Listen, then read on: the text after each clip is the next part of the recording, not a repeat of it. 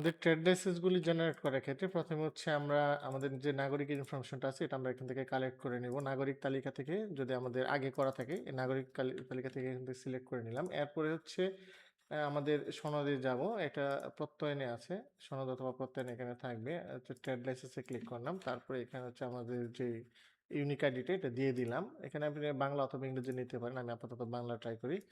তো বাংলা দিলাম। এরপরে হচ্ছে তার ইনফরমেশনগুলি এখানে আমাকে দেখাচ্ছে। এখন আমরা মালিকানার ধরনটা হচ্ছে একক মালিকানা অথবা যৌথ মালিকানা হলে যৌথ মালিকানা দিব।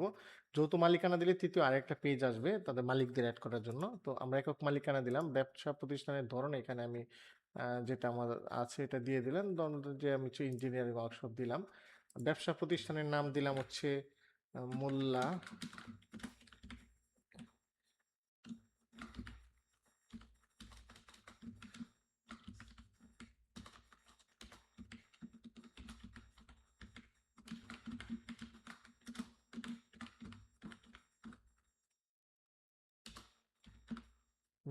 ইঞ্জিনিয়ারিং ওয়ার্কস দিলাম। এটা হচ্ছে ২ নং ওয়ার্ডে ব্যবসা প্রতিষ্ঠানের ঠিকানা দিলাম হচ্ছে ধরো এটা ব্যবসা প্রতিষ্ঠানের ঠিকানা আমি দিয়ে দিলাম।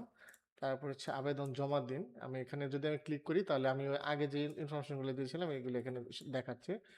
তো এখান থেকে আমরা হচ্ছে সালটা দিয়ে দিব কত সালে আমাদের হচ্ছে ২৫-২৬ সাল। ইস্যুর সালটা আমি দিয়ে দিব ২০২৫ সাল।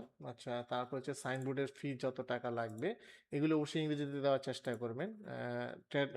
মূসক বা ট্যাক্স যেটা মূল্য সংযোজন কর বা ট্যাক্স যেটা এটা দিবেন হচ্ছে লাইসেন্স নবায়ন ফি যদি এর আগে করে থাকে ডিউ থেকে থাকে অথবা ভ্যাট এটাতে যদি আপনি অ্যাড করেন তাহলে দিয়ে দিলেন। দিয়ে দেওয়ার পরে হচ্ছে এটা যদি এডিট করার প্রয়োজন পড়ে তাহলে সম্পাদনাতে ক্লিক করবেন অথবা হচ্ছে অনুমোদন করুন ক্লিক করবেন। অনুমোদন করুন ক্লিক করার সাথে সাথে এরকম একটা ট্রেড লাইসেন্স চলে আসবে যেখানে দেখেন সবকিছু ঠিকঠাক মতো দেখাচ্ছে।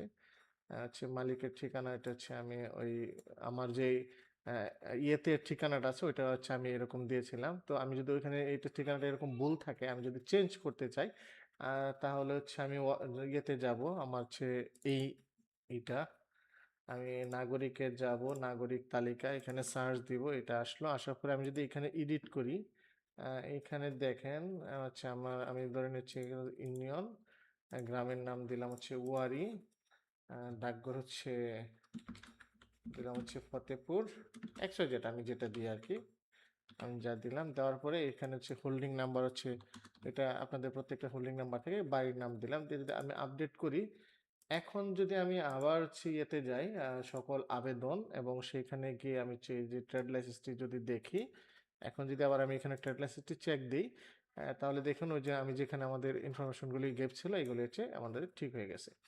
তো এইভাবেই এখানে করতে পারবেন এখন হচ্ছে এটা প্রিন্ট করতে পারবেন।